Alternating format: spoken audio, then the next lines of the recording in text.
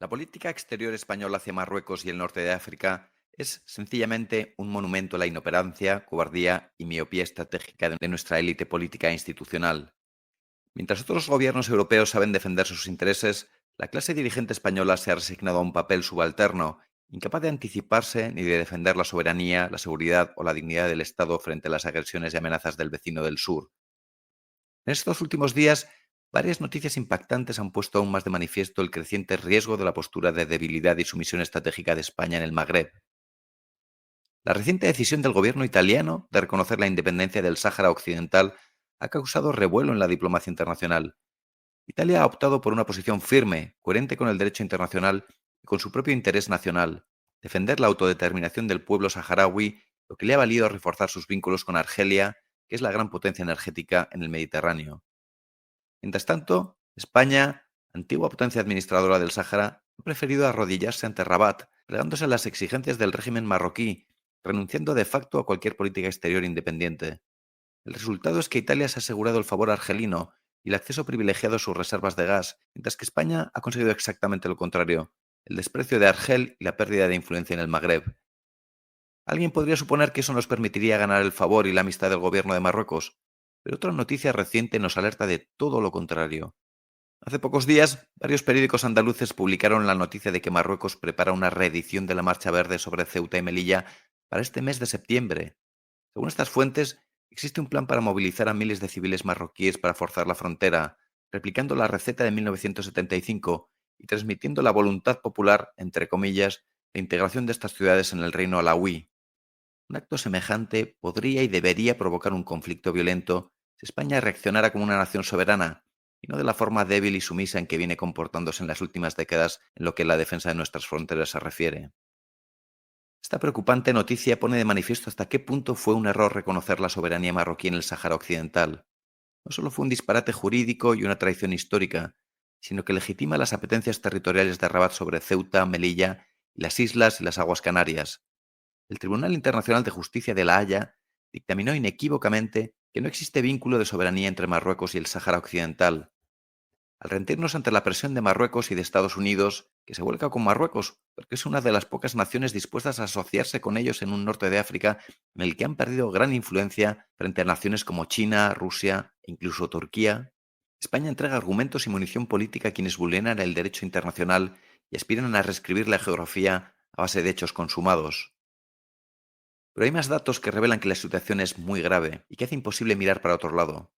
En los últimos años, Marruecos ha iniciado una carrera de armamento sin precedentes en su historia moderna.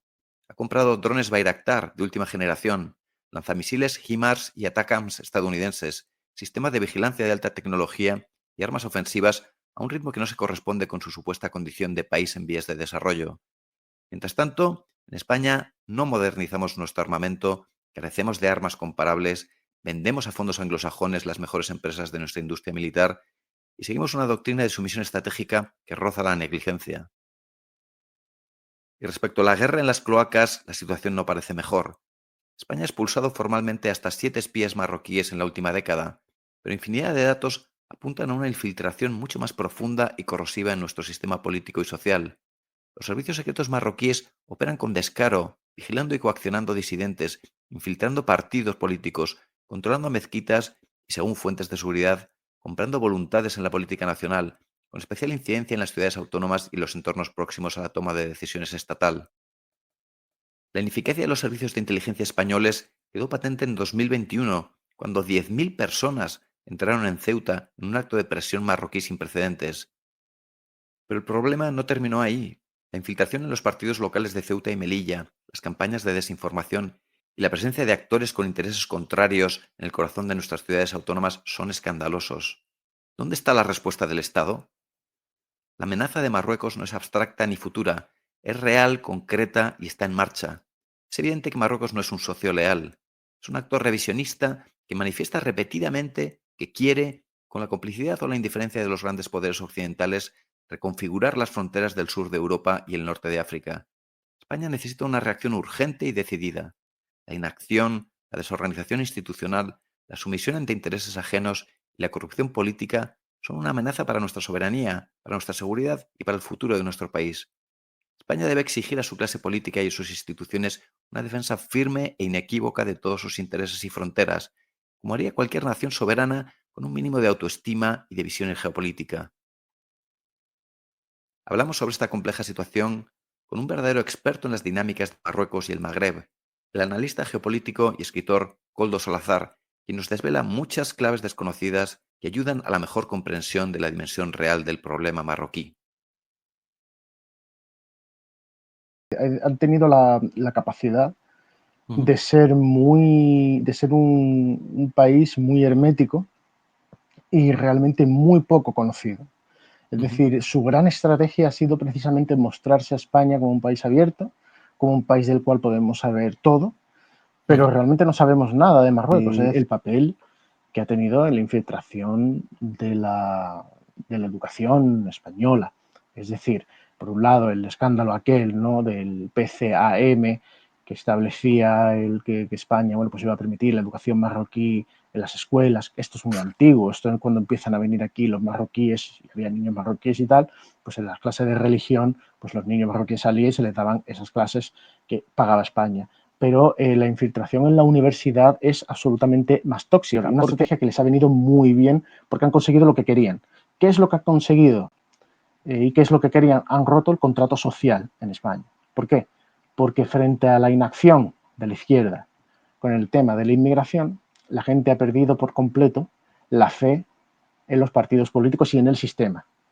Sí, sí, sí. Cuando se ha producido, por ejemplo, el agravio comparativo de inmigrantes legales e inmigrantes ilegales, y todo el blindaje jurídico que tienen muchos de estos inmigrantes ilegales que vienen aquí a delinquir por parte de la izquierda, que se ha dedicado a sacar leyes y también de utilizar los medios de comunicación para blindarlos todavía más, se ha roto también con ello el pacto social y el respeto o la consideración hacia la justicia. O sea, la gente ya no cree en la justicia, ¿no?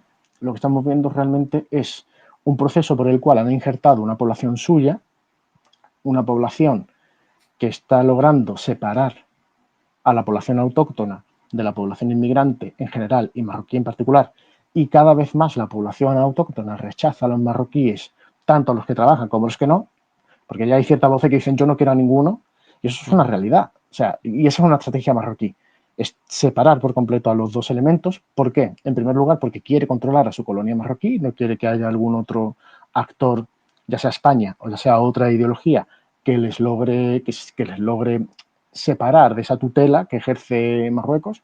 Es decir, en segundo lugar fue que en esta guerra que tienen Argelia y Marruecos, Argelia cortó el gas a Marruecos y España Ujú. se lo revendía a Marruecos. Cuando los argelinos se dan cuenta, dicen, tú me has traicionado, por lo tanto se acaba, tú me has traicionado y encima vienes del precedente de hace unos meses de la cartita Mohamed VI, pues entonces se acaba el tratado de amistad entre Argelia y España y ¿quién salió ganando? Marruecos. Es más, España debería diversificar los intereses económicos en Marruecos. No deberíamos tener tanta industria ni energética ni alimenticia en Marruecos. Y es que tú no puedes ser amigo de un país que tiene reivindicaciones territoriales claras, que cada año en el discurso del rey las vuelve a sacar, que realiza actos de abierta hostilidad en contra de España. Tú no puedes tener amistad con ese país. No se puede. Tenemos Sí, el sí. problema de la Por ejemplo, el tema del Sáhara Occidental es el primer paso para meterse en las Canarias. ¿Por qué? Muy buenas tardes a todos los espectadores. Les enviamos, como siempre, un saludo muy cordial, muy afectuoso. Hoy tenemos la fortuna, yo creo que es verdadera fortuna porque sin duda va a ser una charla muy interesante, de contar con Koldo Salazar, analista internacional y escritor español especializado en geopolítica. Seguro que muchos de los espectadores le conocen ya, pero ahora le presentaremos un poquito con más detalle. Muchas gracias, Koldo, por estar con nosotros. Bienvenido. Muchas gracias por invitarme aquí a este programa y la verdad es que, bueno, vamos a ello. Vamos a hablar de cosas interesantes. Bueno, yo creo que muchos de los espectadores ya te conocen, te deben conocer por tu presencia en otros canales de YouTube muy conocidos como el de Pedro Baños, con el que a menudo departes en esas charlas sobre la actualidad geopolítica. Eres uno de los miembros, yo diría, más destacados de esa jornada de analistas geopolíticos jóvenes que está haciendo mucho en España. Eres un gran especialista en temas del mundo árabe, de Oriente Medio, pero también del espacio postsoviético, de Asia. apareces habitualmente publicando en periódicos de tirada nacional tan relevante como The Objective, Monitor de Oriente, Rebelión. Has escrito varios libros, yo diría que el más el de Palestina israelí. Sí. Y bueno, pues como verdadero especialista sobre todo en el mundo árabe, pues queríamos hablar contigo, hablaremos un poco de todo, de geopolítica en general, la hispanidad, pero sobre todo de lo que tiene que ver con ese flanco un poquito quizá más débil de España, que es el flanco sur, ¿no? En el que tú eres un verdadero experto y siempre que te he oído hablar sobre el tema, pues tus opiniones me han parecido fundadísimas, con un conocimiento súper en detalle y bueno, pues queríamos conocer más en profundidad tu opinión sobre varios temas. Perfecto. Yo estoy encantado aquí de poder, bueno, pues poner mi granito de arena, ¿no? Para que la gente conozca un poco ese ámbito que a veces parece, bueno, pues un poco como extraño, aristocrático, como puede ser el mundo de la geopolítica, que creo que hoy en día con los medios de comunicación que están fuera del sistema, redes sociales y este tipo de canales, creo que se está democratizando mucho y creo que sí la gente está empezando a tener una composición general de cómo está funcionando el mundo y cómo está avanzando, ¿no? Entonces yo creo que es muy positivo este tipo de iniciativas. Estoy totalmente de acuerdo contigo. Creo que cada vez más, al menos el público interesado, pero un público amplio, pues conoce mejor la realidad de las cosas. Y algo en lo que tenemos un enorme desconocimiento en este país sobre pues, uno de nuestros vecinos, el vecino con el que seguramente tenemos que tener más cuidado, que es Marruecos, que no sabemos nada. Y cuando te oigo opinar con tanto conocimiento, pues me gustaría ayudar a que ese conocimiento se difunda. Por ejemplo, cuando hablas de los partidos políticos en Marruecos, es que en España, vamos, es que no lees ni un artículo en prensa generalista sobre esto, ¿no? Prácticamente nadie sabe nada, ¿no? Y sobre eso queríamos empezar preguntándote, ¿no? O sea, yo creo que todos los espectadores estarán conmigo en que llevamos gestionando de forma bastante inadecuada al vecino del sur, a Marruecos, siempre cesión tras cesión, siempre decisiones blandas, sin estrategia. El colmo seguramente ha sido la cesión del Sáhara. Y por eso quería preguntarte, ya a nivel general, ¿cómo evalúas tú la situación geopolítica pues en esa parte tan crítica del mundo, que es el estrecho de Gibraltar, ¿no? Uno de los 5 grandes estrechos del mundo? ¿Cómo evalúas la situación entre Marruecos y España? ¿Cómo evalúas el equilibrio de fuerzas a día de hoy? Y ya, pues me avanzo un poco. En el caso de que hubiera algún conflicto, ¿dónde crees que estarían los apoyos? ¿Tendríamos algún apoyo nosotros? Bueno, sobre el tema de Marruecos, en primer lugar, creo que han tenido la capacidad de ser un país muy hermético y realmente muy poco conocido. Es decir, su gran estrategia ha sido precisamente mostrarse a España como un país abierto, como un país del cual podemos saber todo, pero realmente no sabemos nada de Marruecos. Es decir, si vas a los medios de comunicación, quitando expertos en el tema, sacamos de la ecuación a personas como Ignacio Zembrero y demás, que ellos sí conocen realmente cómo funciona Marruecos por dentro, el 99%, 99,9% de los expertos no saben quién es el primer ministro marroquí, no saben cosas que ellos sí saben de nosotros. Es decir, es que la cuestión es que Marruecos sí nos conoce perfectamente, sabe cómo funciona nuestro sistema político, conocen nuestros partidos políticos, los líderes de los partidos políticos, conocen el discurso de los partidos políticos. Tú te vas a Marruecos y todo el mundo en Marruecos sabe quién es Santiago Abascal, no solamente saben quién es Felipe VI, lo saben perfectamente, saben de cuál es su ideario, conocen perfectamente, por ejemplo, la Liga de Fútbol Española, que muchos diremos, el fútbol es política también, es decir, el fútbol también es cultura, ellos lo conocen muy bien, se conocen perfectamente la historia andalusí, hasta tal punto que la han podido también, y por ahí nos han metido un gol por toda la escuadra, al conocerla tan bien, han podido modificarla y, como se dice en el sur, de donde yo vengo, arrimar el ascua a su sardina, de tal manera que cada vez más la gente cree que Al-Ándalus, por ejemplo, era un apéndice de los imperios que se dieron en el espacio que ahora se llama Marruecos, ¿no? Cuando eso no fue así. Pues es Es una decir, visión totalmente distorsionada, ¿no? exactamente, pero como nos conocen muy bien, como conocen nuestra historia, como conocen también esa fascinación que ha habido siempre en España por el orientalismo, porque el español tiende mucho, bueno, pues por el impacto visual que genera, por ejemplo, sitios como Sevilla, como Córdoba, como Granada, el orientalismo realmente siempre ha tenido en España, entre los propios españoles, una fuente de imaginación, una fuente de inspiración también, y eso ellos lo conocen muy bien, pero es que nosotros no conocemos nada de Marruecos.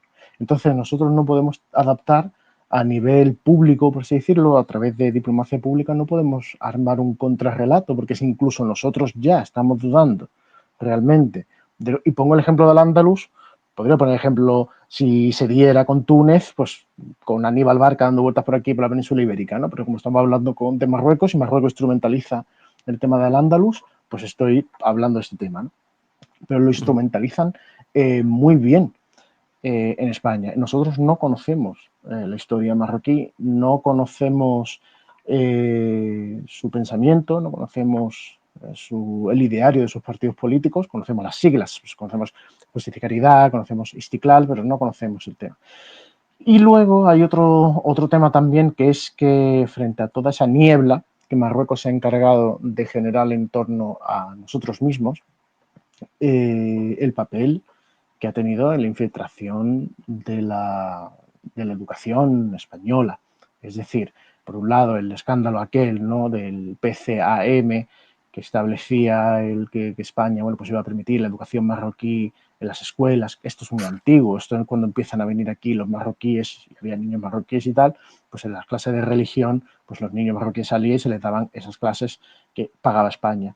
Pero la infiltración en la universidad es absolutamente más tóxica. ¿Por qué? Porque en el colegio muy pocos de los que empiezan en la primaria acaban en la universidad. Eso es una realidad. O sea, cada año pues el filtro va pasando, se llega a la ESO, niños se quedan por el camino, luego llegamos al bachillerato, se quedan gente por el camino, las FP y tal, y luego se llega a la universidad. Y los que llegan a la universidad se encuentran para estudiar, por ejemplo, estudios árabes islámicos, Hoy en día se podría cambiar el nombre de esa carrera por estudios sobre Marruecos en España, por ejemplo. Tenemos esa penetración de la cual salen la élite intelectual que se va a encargar de tratar ese tema. Y es que los marroquíes lo están haciendo bien. Es decir, yo alguna vez lo he comentado. Si yo fuera marroquí, estaría contento por lo que está haciendo el Ellos parece país. que nos están gestionando bien, o sea, nos Muy conocen, bien. actúan de tapadillo, parece que sus servicios secretos tienen una importancia enorme y nosotros Claro. parece que ni les gestionamos, porque que el ciudadano medio pueda no conocerlo, pues se puede llegar a entender, aunque pues es No culpa se también de los permite medios de eso. comunicación, etcétera, pero que nuestra élite dirigente, en los ministerios exteriores, servicios secretos, parece que es que no se enteran de nada.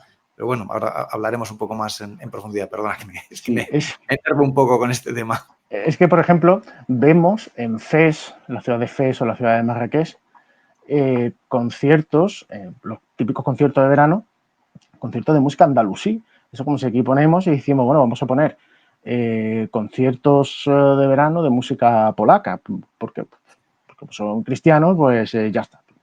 Música Sí, sí. polaca también. O sea, no tiene o música italiana o música griega.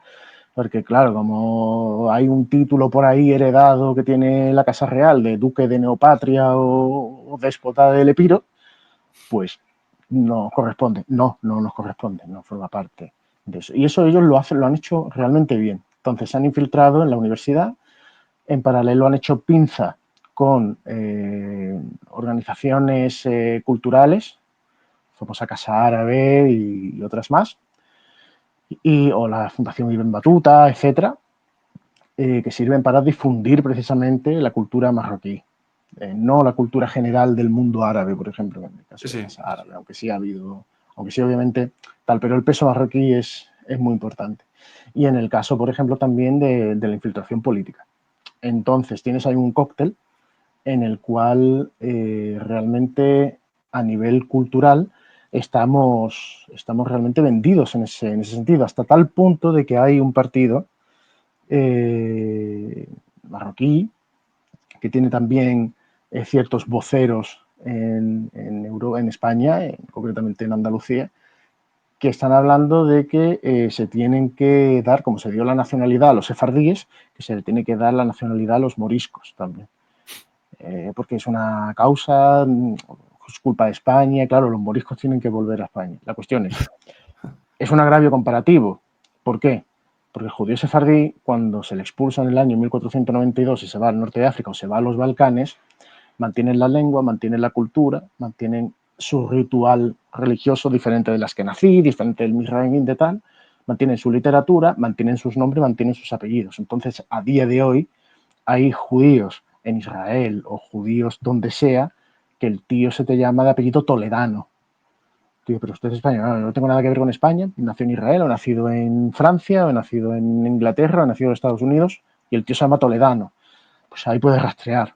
De los moriscos no queda nada. O sea, los moriscos, cuando se les expulsan, acaban en la zona de Berbería, o sea, la zona del norte de Marruecos, del actual Marruecos, y ahí se funden y desaparecen. Entonces, ¿qué vamos a hacer? Vamos a darle aquí la nacionalidad marroquí a cualquiera. Claro, esto lo hacen también como una forma de chantaje emocional. Es decir, al Andalus era nuestro, claro. Primero tienes que hacer la jugada de lograr implantar tu relato. Porque si, claro, si al Andalus, en lugar de ser un territorio independiente que se desarrolla en España y que luego acaba perdiendo frente al auge de la España cristiana, claro, si tú solo conviertes un apéndice de tu propio imperio, almorávide, almohade, benimerí, lo que sea, claro, tú puedes chantajear, porque claro, luego los remanentes de esos moriscos, que no eran santitos, porque recordemos la guerra de las Alpujarras, recordemos la vinculación que tenían con el comercio de esclavos del norte de África y también como eran muchos de ellos agentes del Imperio Otomano, que era realmente enemigo de España.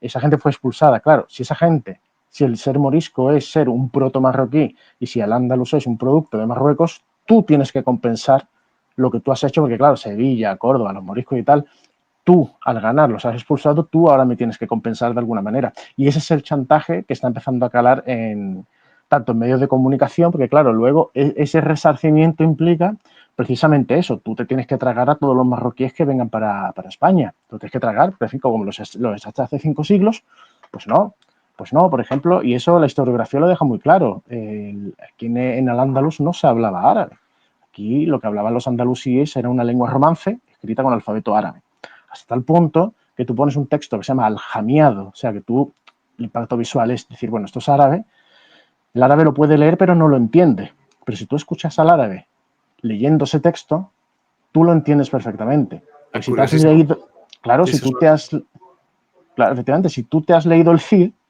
tú, que a mí me encanta, lo leo una vez al año, porque además es cuestión de identidad ya más que eso, ya poco. Cuando tú escuchas a ese árabe que está leyendo en aljamiado ese texto hispano medieval, tú dices, esto es español. Me suena portugués moderno, o sea, porque el español antiguo sí tiene, el portugués se ha sabido mantener un poco más el tema, ¿no? Pero lo entiendes perfectamente, o sea, tiene una concordancia de un 90%, pero el árabe que lo está leyendo no tiene ni idea, sobre todo si es un árabe que no sabe español. Entonces si tú me dices que eso que está escrito ahí en alfabeto árabe es árabe, cuidado, porque en alfabeto árabe modificado también se escribía el turco antes de Ataturk, también se escribe hoy día con ese alfabeto el idioma persa, que no tiene nada que ver, se escribe también el turco de las zonas de los uigures antes de las reformas chinas. Por lo tanto, realmente aquí nunca hubo ese proceso de arabización y hablaban romance. Pero ¿qué pasa? Volvemos a lo mismo, esa niebla que Marruecos sabe generar, y hablo del tema de la cultura porque es un tema que cala mucho. Sí, porque si hablas de la cuestión, por ejemplo, geopolítica o la cuestión de los recursos, la gente se puede perder un poco, la cuestión comercial, la cuestión de la gente, pero en el tema cultural, ahí sí le puedes colocar a la gente una exposición porque al fin y al cabo, la primera guerra que se gana es la guerra cultural, por ejemplo. Los Estados Unidos solo han atacado un país, que es Panamá, que tenía McDonald's. Cuidado también con eso. Es decir, ¿por qué? Porque por encima de todo va el tema de la cultura. O sea, si tú has conseguido que esa persona caiga dentro de tu cultura, ya no tienes por qué invadirla, porque tiene acceso a su mercado, tiene acceso a... Bien, dicho esto, si lo vemos como un proceso de chantaje emocional, un proceso de querer ganar influencia, vale. Pero cuando realmente unimos todos los puntos, realmente nos damos cuenta de que Marruecos está llevando a cabo un proceso de guerra irrestricta. Y esta guerra restricta en el tema cultural viene precisamente a desmoralizar a la gente, a hacerla dudar de sus propios orígenes. Cuando ellos dicen por aquí, por ejemplo, que esta es la tierra de mis abuelos y tal. Bueno, pues no se ha demostrado. O sea, de hecho hay estudios incluso genéticos que se ve España, y España está dividida étnicamente en columnas verticales que une, por ejemplo, un gallego tiene mucho más en común con un gaditano y un granadino, por ejemplo, más en común con gente de La Mancha. ¿Por qué? Porque conforme iba la Reconquista, también se iban los pueblos, se iba repoblando con gente del norte, por lo tanto aquí no hay. Y encima a los conversos se les echa en el 1492 y luego con Felipe III, creo recordar, con la expulsión de los moriscos, aquí no queda nada de eso. Por lo tanto, ese proceso de intentar desmotivarte, desmoralizarte, hacerte dudar de tus propios orígenes, es el principio para empezar a dominarte, con un orientalismo mal enfocado. En segundo lugar, pues ya viene todo el tema de la inmigración, que todo el mundo sabemos, que tiene como objetivo, no solo porque esto está muy mal enfocado, es decir, aquí sí me gustaría pararme también un poquito más. Sí, adelante. Es interesantísimo lo que cuentas. Tampoco quiero hacer un discurso que sea denso, o sea, quiero que la gente lo entienda.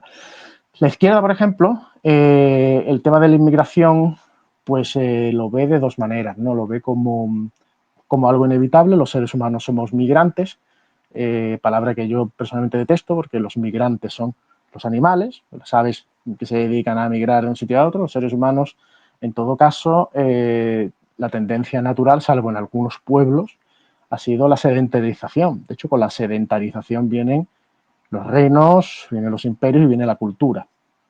Los nómadas generan otro tipo de cultura diferente, no lo estoy comparando a la baja, pero sí es cierto que el ser humano tiende a sentarse en un punto, no somos migrantes. Por otro lado, el tema de fronteras abiertas sirve de nuevo a la neoesclavitud, porque no tiene ningún tipo de diferencia con la esclavitud del siglo XIX, o sea, absolutamente ninguna. La diferencia es que antes se mandaban barcos para allá y ahora son ellos los que vienen solos. ¿Por qué? Porque con el estado del bienestar tú logras atraer a esta gente. Y esta gente, luego, cuando está aquí, no accede a ese estado del bienestar. Entonces, ¿qué hace? Se vende por cualquier cosa.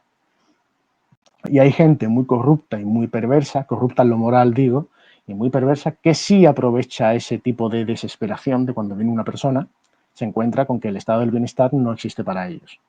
Y eso se llama, bajo mi punto de vista, negreros. Los negreros que hacen esto necesitan una justificación moral y la izquierda se la da perfectamente. Somos propaganda barata migrantes, y tal, ¿no? Claro, somos migrantes, o sea, esto es natural, no lo es, pero bueno, esto es natural y necesitamos más gente. Cosa que también es una gran cosa que me genera a mí una gran duda, porque cuando te viene patronal, sindicatos y demás diciéndote, no, es que necesitamos 3 millones de inmigrantes, 5 millones de inmigrantes, sabiendo que tenemos una tasa de paro incrustada y eterna y endémica, de mínimo siempre 2 millones, 3 millones de parados, pues te hace dudar de las intenciones reales.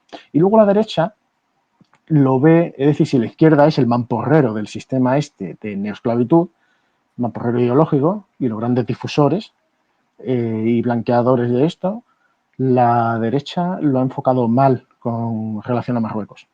¿Por qué? Porque la derecha dice que Marruecos hace esto para ganar dinero. Es decir, antes de acceder precisamente y de empezar la investigación en serio, yo pensaba más o menos igual. Es decir, bueno, aquí hay dos países, son Marruecos y Turquía. Turquía ya parece que como ha terminado el tema de Afganistán y ha terminado el tema de Siria más o menos, pues esa fuente de ingresos se le ha bajado, pero Marruecos continúa. Entonces, claro, la derecha piensa, Marruecos hace esto porque la Unión Europea y España les da dinero para que no haya inmigración. Si no hay inmigración, van a dejar de pagar. Por lo tanto, Marruecos, ¿qué hace? Mete inmigración y cobra. Vale, ese no es el objetivo primario. Eso es un objetivo secundario. Esa es una consecuencia de una estrategia anterior y una estrategia que les ha venido muy bien porque han conseguido lo que querían. ¿Qué es lo que han conseguido? ¿Y qué es lo que querían? Han roto el contrato social en España. ¿Por qué? porque frente a la inacción de la izquierda con el tema de la inmigración, la gente ha perdido por completo la fe en los partidos políticos y en el sistema.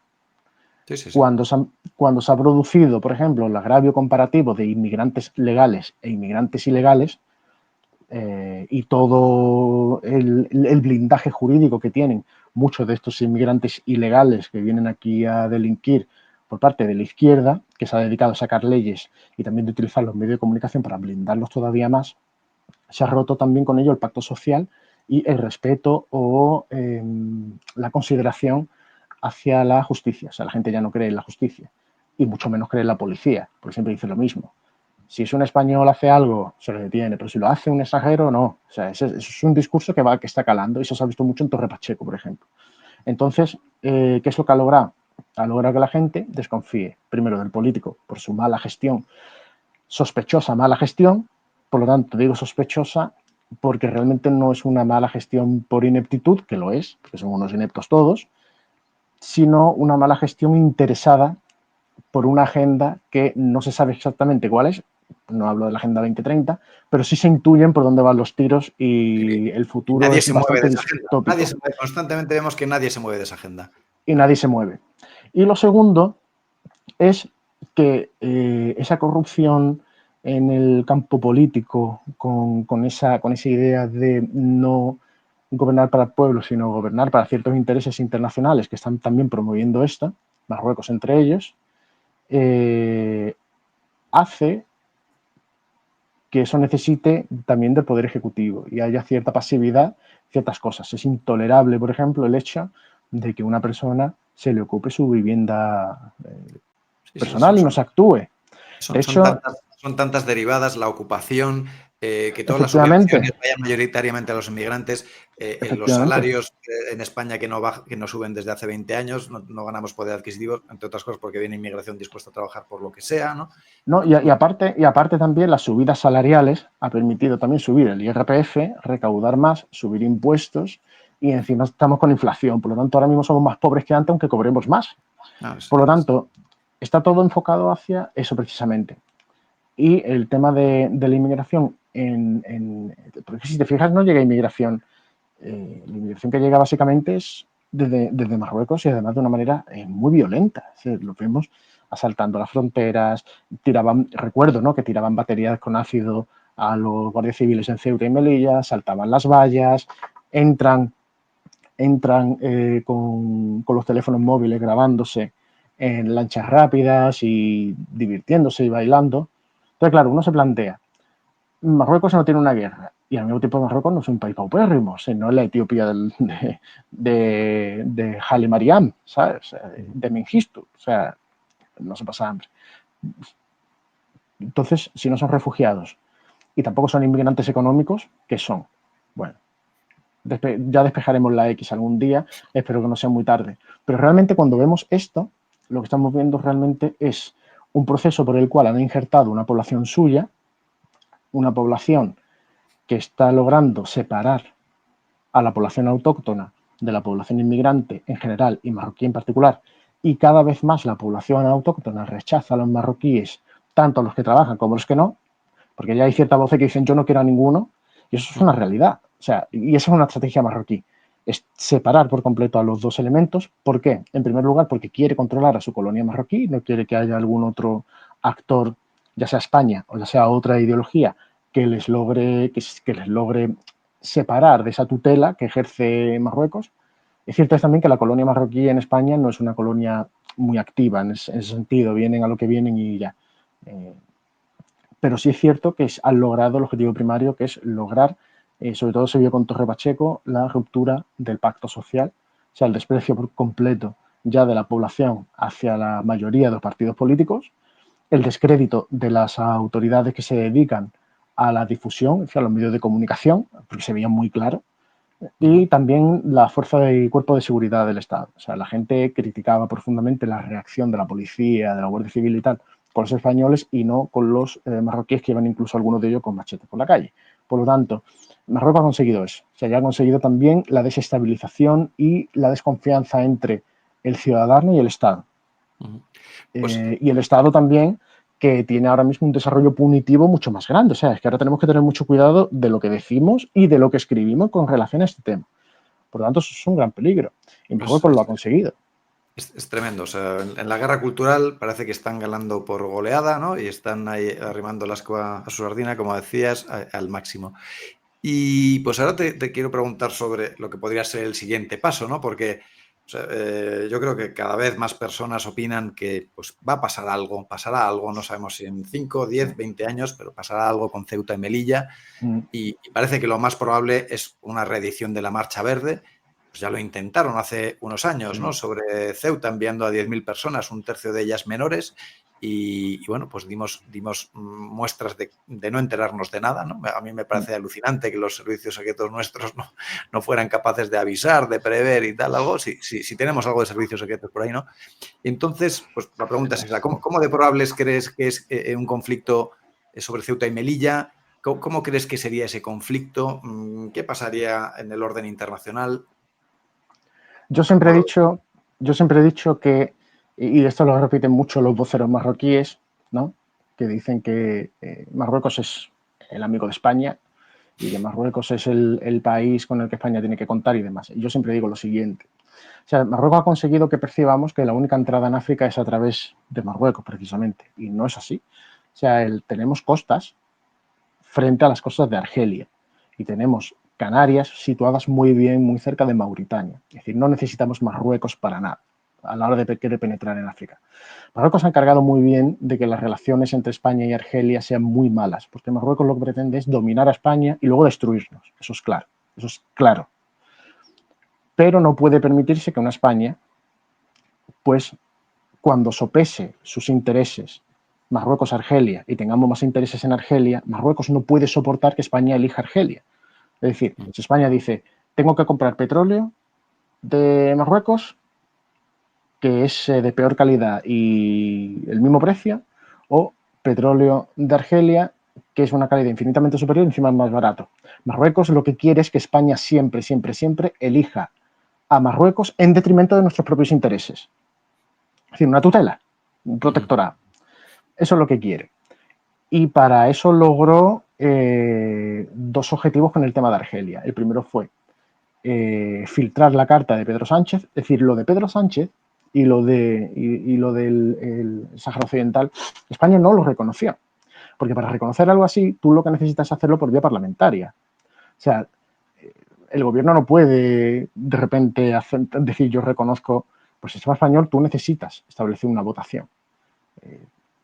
Lo que hizo Pedro Sánchez fue algo muy peligroso, muy imprudente, muy interesado también, que fue enviar una carta personal, pero como la puedo enviar yo, como la puede enviar cualquier persona, y los marroquíes entendieron que ya está, como es el presidente, pero lo hizo el presidente, no lo hizo el gobierno, ni lo hizo el Estado a través de una sesión parlamentaria. Pero eso nos ha hecho muchísimo daño con Argelia, porque para ellos es un tema muy sensible. Y en segundo lugar fue que en esta guerra que tienen Argelia y Marruecos, Argelia cortó el gas a Marruecos y España se lo revendía a Marruecos. Cuando los argelinos se dan cuenta, dicen, tú me has traicionado, por lo tanto se acaba, tú me has traicionado y encima vienes del precedente de hace unos meses de la cartita Mohamed VI, pues entonces se acaba el tratado de amistad entre Argelia y España y ¿quién salió ganando? Marruecos. ¿Por qué? Porque el equilibrio del Magreb, por lo menos del equilibrio entre Argelia y Marruecos, depende de la posición de España. Si somos neutrales, aquí ganamos todos, pero Marruecos no quiere que ganemos todos. Marruecos quiere ser la potencia imperial en el Mediterráneo occidental. Y ya tiene Argelia, más o menos, que sabe que no tiene nada que hacer, porque no hay vectores de negociación con Argelia, por lo tanto, la está intentando sortear, bordear y aislar en Mauritania, en Mali, en Burkina Faso y en Níger, con los acuerdos que tiene ahora con los nuevos gobiernos de la Junta golpista. Con España, con Portugal y el siguiente paso es con Francia.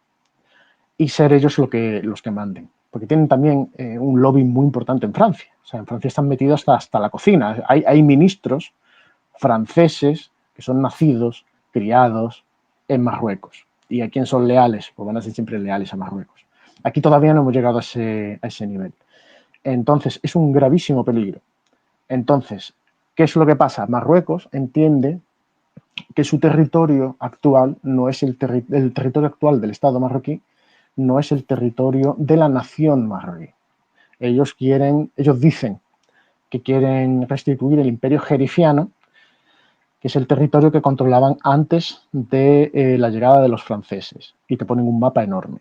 O sea, un mapa que llega hasta el norte de Mali. Entonces, claro, es que el imperio jerifiano, además, encima, es un imperio que no tenía Ceuta, ni Melilla, ni Canarias. Pero bueno, ellos se apuntan a eso. El imperio jerifiano tiene la particularidad de que el mapa que nos venden no es el mapa político. Eso es muy importante, no es un mapa político del imperio jerifiano, sino que el imperio jerifiano, el mapa que te muestran es el mapa de la influencia religiosa, porque el rey de Marruecos tiene una doble función política y función religiosa.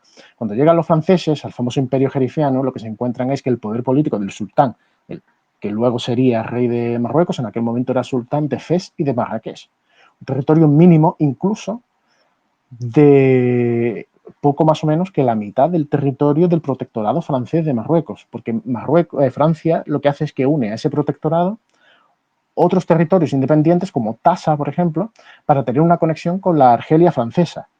Sin embargo, los marroquíes dicen no, intentan confundir y hacen pasar la primacía del Amir al-Mu'minin, que está heredado de los almorávides, esa figura, la hacen pasar como si eso te diera derecho de soberanía.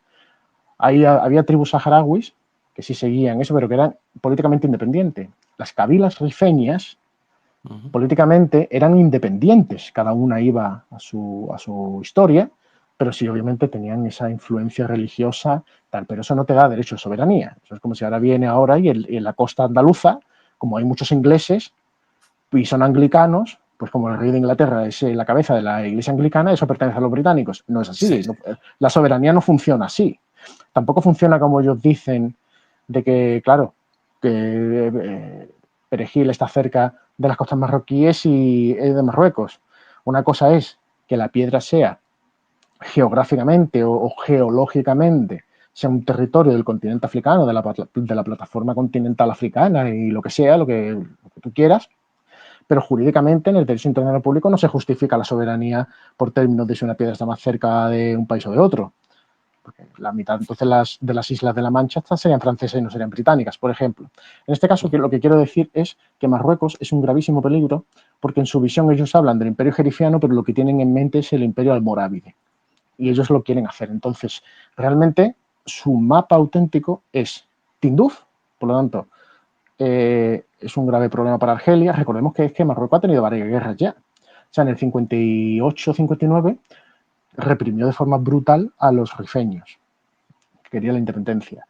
En la década siguiente, en el 63, tuvieron una guerra con Argelia por Tinduf, porque los marroquíes querían quedarse con Tinduf precisamente por ese tema del imperio marroquí. Obviamente tenemos ahora el problema con el Sáhara Occidental y tenemos también el problema de la presión Ceuta, Melilla y las Canarias. Y las aguas asociadas, Chafarinas y demás. Por ejemplo, si tú coges un mapa o coges Google Maps y ves Melilla, vas a ver que el puerto de Beni Ensar prácticamente rodea y ahoga el puerto de Melilla.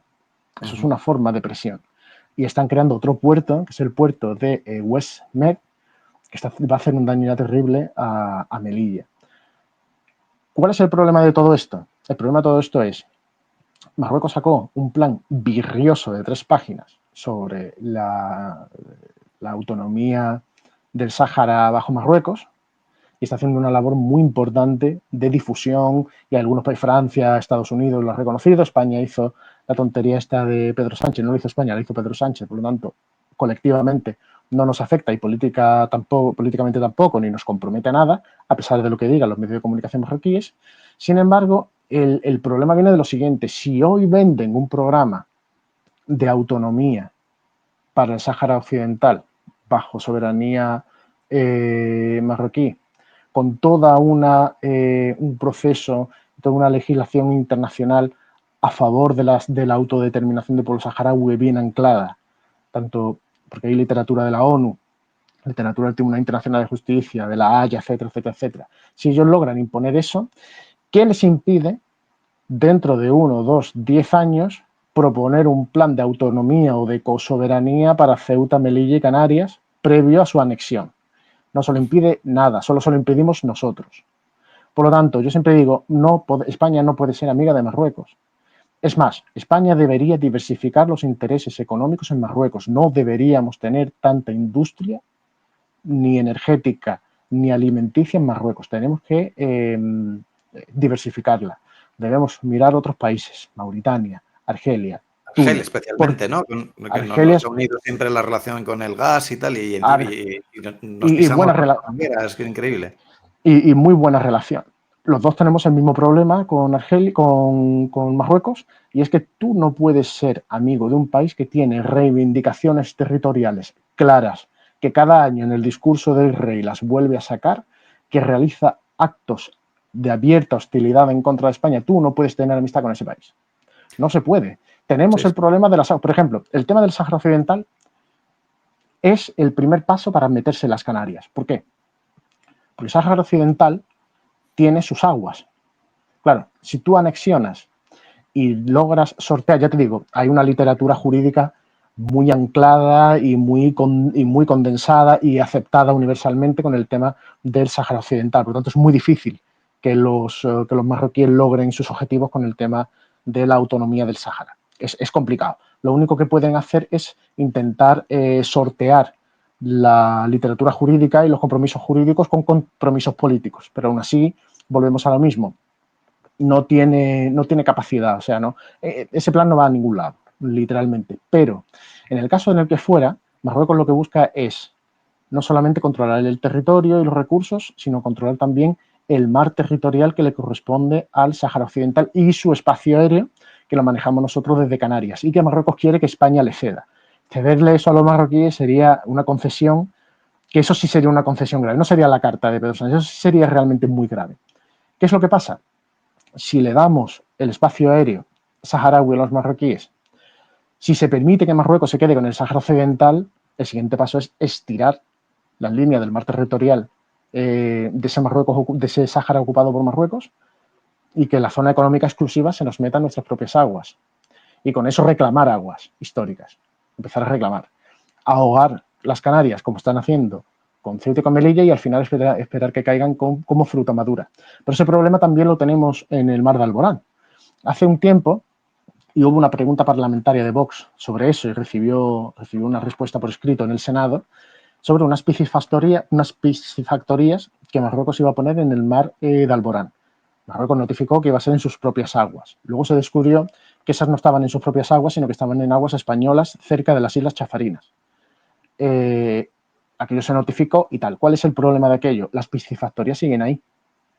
Oficialmente, Marruecos, al notificar que estaban en sus aguas, pero no están en sus aguas, sino que están en aguas españolas, si España no hace nada y no las desaloja, España está permitiendo, está reconociendo una situación que con el tiempo, no de un día para otro, sino que con el tiempo, con las décadas, eso puede generar derechos. Eso se llama usucapión, ocupación de toda la vida. Si tú, por ejemplo, en el derecho, tú tienes una casa que no es tuya, la ocupas, a sabienda que la estás ocupando, durante 30 años, sin que haya ninguna reclamación. Si hay reclamación, no. Pero si no hay ninguna reclamación, a los 30 años, a no ser que hayan cambiado la ley, que yo lo estudié en el año 2006 cuando empecé la carrera, el primer año, si no hay ninguna reclamación, a los 30 años, esa posesión, a los 30 años de posesión, obtienes la propiedad. Pues eso también genera derechos en el derecho internacional público. Es decir, si tú tienes unas aguas que son tuyas, pero no las defiendes, y durante décadas o años ahí hay una serie de actividades que además encima se te notifican y que tú no actúas, eso genera derechos históricos, ¿eh? Eso luego, para pelearlo de nuevo, es muy complicado llevarlo a los tribunales internacionales. Es muy complicado. Se puede recuperar, pero te estás metiendo ya en un proceso complicado, en un proceso de título jurídico, en un proceso de conflicto diplomático, que muy fácilmente lo puedes solventar y de forma gratuita mandando una patrullera de la Guardia Civil y decirle aquí no, a 3 millas. Y no se está haciendo. Por lo tanto, es que la situación es mucho más peligrosa de lo que la gente se cree. Es que no son simplemente 4 africanos saltando las vallas de Ceuta y Melilla. Es que nos cierran la aduana cada vez que el señor jefe de la inteligencia marroquí lee algo que no le gusta en la prensa española. Es que te cierra la aduana de Ceuta y Melilla y ahoga a la gente. Y eso se llama castigo colectivo. Eso es un castigo colectivo, eso es un crimen de Y guerra. hay una dejadez completa frente a esto, ¿no? Pues yo no Con, he oído ninguna acción de, no sé si llamarle represalia o bueno, para una acción un poco dura de réplica a no, no, estas no, no lo que hay. comentas que suceden constantemente. No lo hay, no lo hay. O sea, yo, militarmente, yo creo que España debería tener una flota.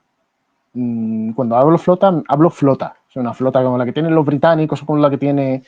Porque España tiene que defender. O sea, España no es, con mis respetos hacia esa nación, pero España no es Hungría.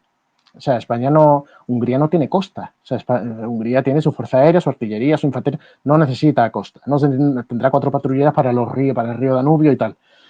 Pero España tiene mucha costa, o sea, España tiene muchos peñones, España tiene muchas islas, tiene muchos islotes, o sea, eso se tiene que defender. Y necesitamos una flota fuerte, no la flota que tenemos ahora, pero mejorada. Y a mí el ejemplo en ese caso, pues es el ejemplo de los británicos. O sea, necesitamos una flota potente realmente, con submarinos, con portaaviones, con personal, con buenas condiciones para los soldados, esa idea cuartelera de que el soldado tiene que estar hecho ahí de mala manera. No, al soldado hay que cuidarlo al fin y al cabo. ¿No? Tú no puedes hacer como tenemos la legislación ahora, que a los 45 años a la calle y búscate la vida.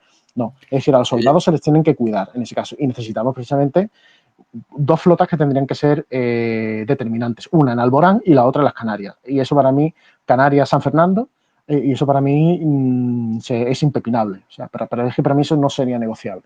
Y ya que estás Lo sacando del necesitamos. tema militar, te quería preguntar, porque da la sensación de que ha cambiado el equilibrio de fuerzas en el aspecto militar, ¿no? Que Marruecos en los últimos años está haciendo un gasto en material militar importantísimo. Pues nos quieren hacer creer que esto es en relación a su conflicto con Argelia, pero bueno, al final están desarrollando sus capacidades, ¿no? Han adquirido los misiles HIMARS estadounidenses, los lanzamisiles ATACMS, que tienen un alcance superior a 300 kilómetros, es decir, que podrían bombardear grandes ciudades españolas. Sí. Tienen, creo que son 20 y tantos drones turcos Bayraktar, que han funcionado muy bien en muchos conflictos. Y eso que tiene una renta per cápita que es 10 veces la renta de España, ¿no?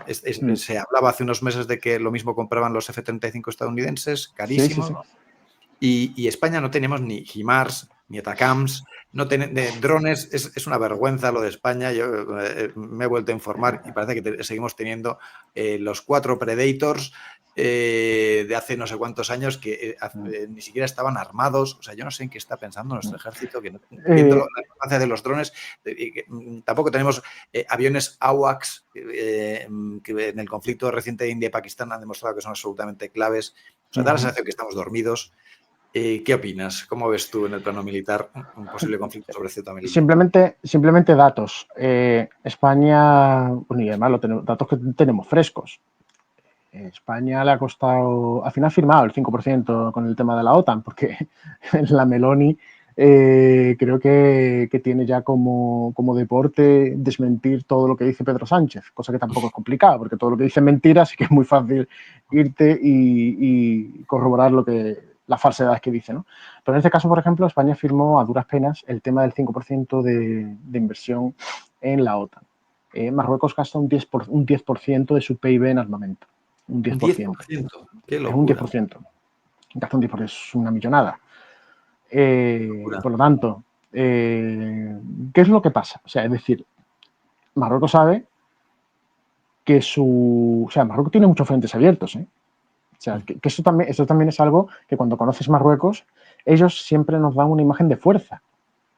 Pero el tema saharaui no lo terminan de controlar. Recordemos que lo que impide que los saharauis tomen más territorio del que han conseguido mantener desde el 91 es un muro. O sea, no son acciones militares armadas del gran ejército real marroquí, no. Es un muro para frenarlos. Y aún así el Sáhara desde el año 2020 le está hostigando bastante. El RIF está siempre pendiente de un hilo.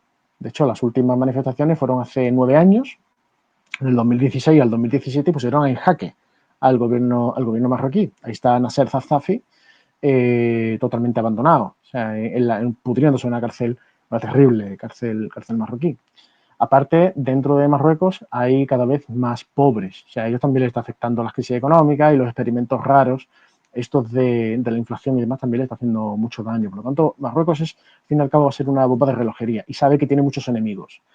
Argelia es un país que los tiene totalmente calados, sabe de qué van y, claro, Argelia tiene un ejército muy potente. O sea, el único país que tiene los aviones rusos de ultimísima generación, son buenísimos, de los mejores aviones del mundo, los Su-57 es Argelia. O sea, los tiene Rusia y Argelia. Todavía no los tiene Irán, no los tiene China, no, los tiene Argelia.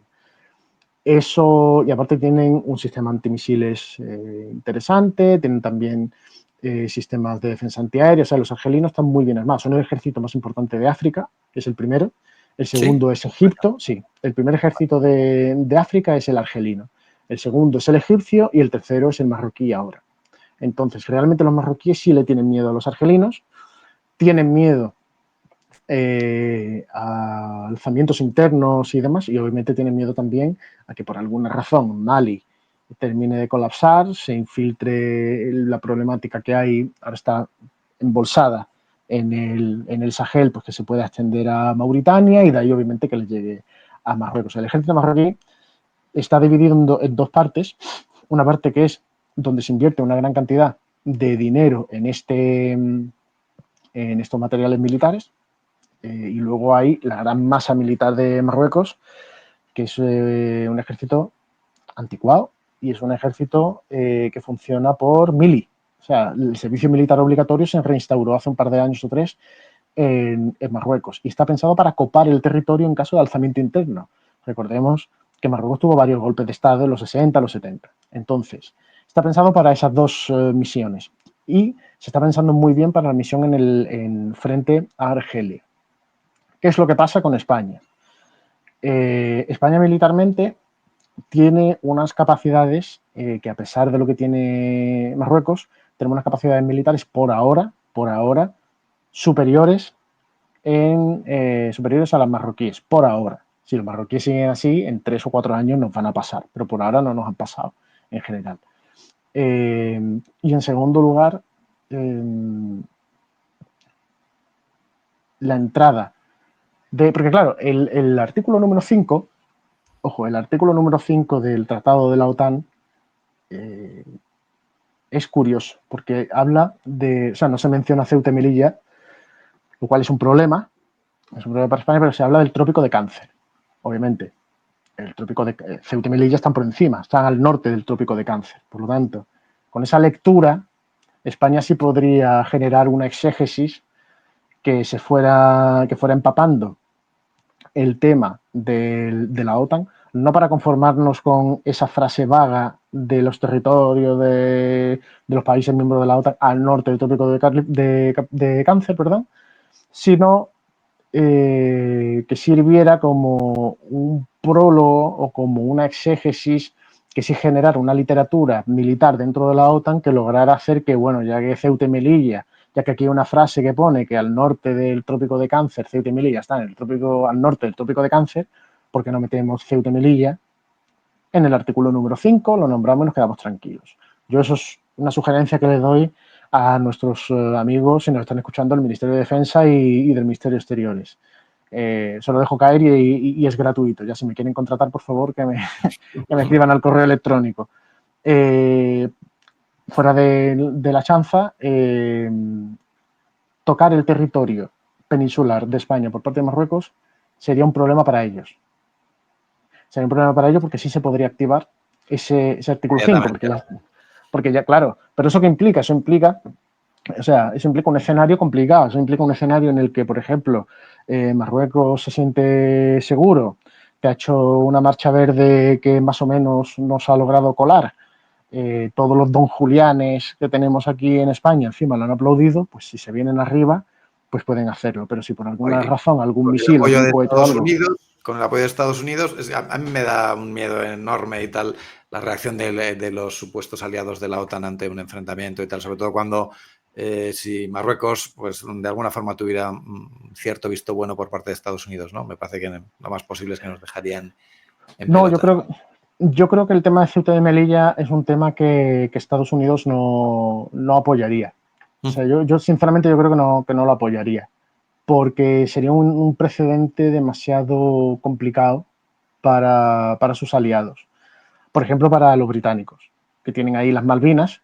No nos olvidemos que la guerra de las Malvinas no fue hace mucho tiempo, fue hace 40 años. O sea y los argentinos, a pesar de que ahora esté Milei, los argentinos podrían empezar a utilizar los precedentes, ¿no? Decir, bueno, porque Ceuta y Melilla sí, las Malvinas no. Entonces yo creo que no, bueno, y aparte Gibraltar, y aparte todo el tema de los demás territorios que tienen los británicos, y los franceses, hace poco con Nueva Caledonia también hubo un acuerdo de tema de tema soberanía y demás. O sea, yo creo que el tema de Ceuta y Melilla no le convendría a los norteamericanos. Sí, sí, no, en una situación normal, pero quizá en una situación en la que Estados Unidos está tensionado, no puede prestar atención a esto, no quiere sí. con su gran potencia en África, ¿no? Que están muy abandonados en África, necesitan mucha ayuda, Sí. lo tienen muy Pero mal en África, cada vez peor, y bueno, en ese sentido. Es que España tiene, es que no aprovechamos, es que nuestro problema es que no tenemos un servicio exterior, o sea, no tenemos, antes ha comentado, si teníamos servicio de inteligencia, no lo tenemos. Y tampoco tenemos un Ministerio de Exteriores, tampoco lo tenemos. Y tampoco tenemos, y el Ministerio de Defensa ahí. No lo tenemos, porque si lo tuviéramos, no pasarían las cosas que están pasando y no estaríamos perdiendo los trenes que estamos perdiendo. Francia ha salido escaldada del Magreb. Vale. ¿Quién se está quedando con el Magreb? Los chinos, los rusos, eso lo sabe todo el mundo. Pero ¿quién se está quedando también con el Magreb? Se están metiendo los turcos, los italianos. Los italianos. De hecho, con la crisis de Argelia, que España tenía, Argelia tenía una asociación especial con España, cuando España, porque es que no podemos ser aquí tampoco horteras en ese sentido. Es que quien traiciona a Argelia es España. Argelia no traiciona a España. Somos nosotros los que los traicionamos a ellos. Entonces dice, yo necesito un vector en Europa. Francia no puede ser porque los argelinos y los franceses se llevan a matar. ¿Quién tal? Y llega la Meloni. Y la Meloni se lo propone. Y la Meloni tiene una influencia tremenda en Libia, tiene una influencia tremenda ahora mismo en Argelia, es el gran socio argelino en el Mediterráneo y obviamente está penetrando en el Sahel. Como comentas, es que es increíble. O sea, es que es... Y luego encima somos incapaces de tener un pensamiento mínimamente práctico. Sí, estamos en la Unión Europea, si todo lo que quiere, tenemos eurodiputados, tal. Vamos a gastar dinero, en vez de darle dinero a la Asociación de Transexuales del Perú y de Guayaquil, vamos a enviar ese dinero a lobbies que realmente nos puedan apoyar en Bruselas, en Londres, en Washington. Eso lo hacen los marroquíes, ¿eh? Ojo, que los marroquíes están proponiendo una votación en Estados Unidos para declarar al Frente Polisario, lo están intentando otra vez, como un grupo terrorista, ¿eh? Les está saliendo mal. Por lo mismo que he comentado antes, hay una literatura de derecho internacional público totalmente anclada en las cancillerías de todo el mundo que es muy difícil mover eso. Marruecos lo está intentando, pero es muy difícil moverlo. Pero lo está haciendo, está gastando mucho dinero. Es que nosotros estamos gastando dinero en absurdeces y no lo que realmente importa. Sí. Porque un lobby... Esto sobre cómo actúa el lobby marroquí, pues aprovecho para preguntarte un poco, porque tenemos eso, la sensación de que Marruecos consigue gestionar a nuestra clase política, hacen bien su trabajo en Bruselas, hacen bien su trabajo hacia Estados Unidos. ¿Cómo opera ese lobby marroquí? Que no sé si es lo mismo que decir que el Magcem, el famoso Estado profundo marroquí, que entiendo que prácticamente pues, eran dos caras de la misma moneda. ¿Cómo operan? ¿Por qué consiguen hacer las cosas bien? ¿Qué nos estamos perdiendo? Hace las cosas bien por dos razones. Primero, porque siempre una dictadura pasa por encima de una... Va a ser mucho más efectiva en la consecución de sus objetivos que una democracia. Eso tenemos que tenerlo ya claro de entrada. Por lo tanto, es una gran ventaja que tiene Marruecos. ¿Por qué? Porque aquí necesitamos que 300 tíos se pongan de acuerdo en el Congreso de los Diputados y que otros 200 y pico se pongan de acuerdo en el Senado para decidir si pintamos o no los bancos con la bandera gay, por ejemplo. En Marruecos es lo que diga el rey. En Marruecos el Palacio Real dice, se hace esto y se hace. O sea, hay un presidente y un parlamento, lo que quieras. Pero el señor Mohamed VI dice, esto se hace y eso se hace. Y eso pasa en Rusia, y eso pasa en China, y eso pasa en muchos países. y geopolíticamente les va muy bien. Y eso lo hacen también los británicos y los norteamericanos, porque en el fondo, tú puedes cambiar de partido político en Estados Unidos o en el Reino Unido, pero no puedes cambiar de doctrina ni de estrategia geopolítica en Estados Unidos ni en el Reino Unido. Lo que hay son matices entre ambos países. Aquí en España es todo lo contrario. Aquí en España un día con Aznar nos vamos a Irak, nos vamos a Afganistán y nos vamos donde nos hubiéramos tenido que ir, como si nos tenemos que ir a Marte, nos hubiéramos ido. Aquello nos benefició mucho. Y al día siguiente llega el jinete del apocalipsis, que une a los 4 jinetes del apocalipsis y lo tienes a él, el señor Zapatero, y nos vamos de Irak. No por una cuestión de irnos o de no irnos de Irak, es una cuestión de si estamos, ya no nos podemos ir. ¿Por qué? Porque perdemos la credibilidad internacional. Y el Partido Socialista, que es un partido que, bajo mi punto de vista, es lo peor que le ha pasado a España, probablemente desde Godoy o desde Fernando VII, porque es un partido absolutamente tóxico, anti-español y que quiere hacernos, quiere destrozarnos, o sea, tiene una venganza, o sea, el PSOE tiene una venganza de sangre con España y la quiere destruir. Eso lo tengo ya más claro que el agua. Llega Zapatero y Zapatero se encarga de desmontarnos por completo todo lo que se había conseguido en los 80, en los 90, hasta el año 2004 y lo ha conseguido. Ya no somos socios fiables. Eso tenemos que entenderlo. No somos socios fiables y encima estamos en un atontamiento general en el cual encima somos incapaces de coger el ritmo. No queremos, o sea, ¿para qué nos vamos a gastar el dinero en un lobby en Washington? Que nos puede, porque claro, como comentaba, los británicos y los norteamericanos, que tienen los dos partidos, el laborista, el conservador, el republicano y el demócrata, actúan matizando la doctrina de Estado, que es sacrosanta, es monolítica, eso no se toca. Simplemente son matices. España no defiende eso. Después España no gasta dinero en querer venderse como un buen socio, un socio fiable, en querer colocar sus intereses en el Partido Demócrata, en el Partido Republicano, con los conservadores, con los liberales británicos. No hacemos eso.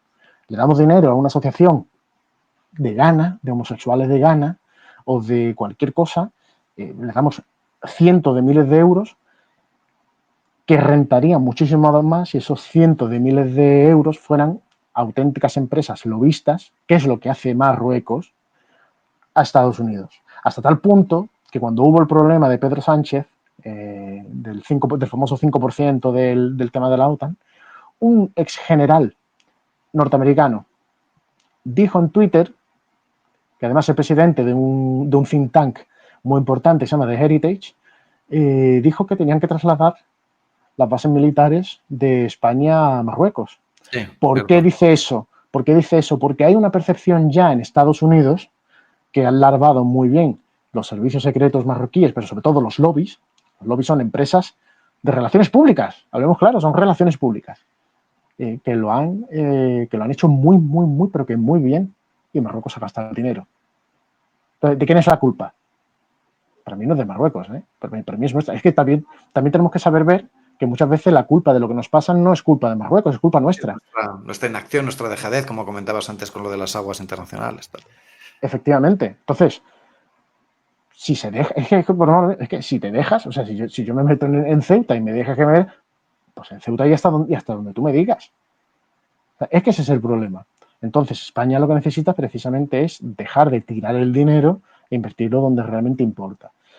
Y España es un país que tiene las fronteras comprometidas, Ceuta, Melilla, las aguas, Canarias, tal.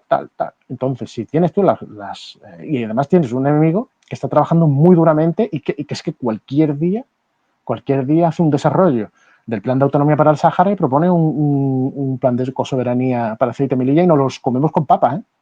Entonces, si España no es capaz realmente de contrarrestar ese relato, ni interna ni externamente, sinceramente nos merecemos lo que nos pasa a nivel político y a nivel social. La gente que tiene que empezar a despertar ya, que esto no dura 5 años más. Al 2030 no llegamos enteros, si seguimos así.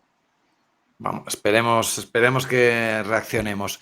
Y sobre eso te quería preguntar, o sea, constantemente vemos la actuación de nuestra clase política y es desastrosa y hay nombres concretos que da la sensación que trabajan para los intereses del enemigo, por dejar las cosas claras, ¿no? Sí. Entonces, quería preguntarte sobre personas concretas, qué es lo que sabes tú. No hace falta que les califiques, pero sí que seguramente tú sabes mucho más que el espectador medio de qué relación tiene con Marruecos algunos de los personajes más destacados. Ahora mismo no recuerdo su nombre, es que no lo recuerdo, pero era ministra de Vivienda con el PSOE. Sí, Antonia Trujillo. Sí, ella claramente defiende que Ceuta y Melilla tienen que ser marroquíes. O sea, ¿os imagináis, por ejemplo, que un secretario de Estado norteamericano, el que está ahora, el Hesketh, dijera no que California tiene que irse para México? Y mientras el tío lo defendiera en México y lo defendiera frente a todo el mundo con datos y con una vehemencia absoluta, no, es que ni se te pasa por la cabeza. No, es que no podría salir a la calle. O sea, la gente le abuchearía. O le darían 2 tiros, o lo meterían en la cárcel, el propio Partido Republicano, el propio Partido Demócrata, lo meterían en la cárcel. Aquí tenemos eso. Pero como también tenemos, bueno, no voy a decir tal, en las instituciones de cierta región del norte, que hubo un grupo que no se portó bien y ahora están en las instituciones. Sí. Es decir, ¿sabes, no?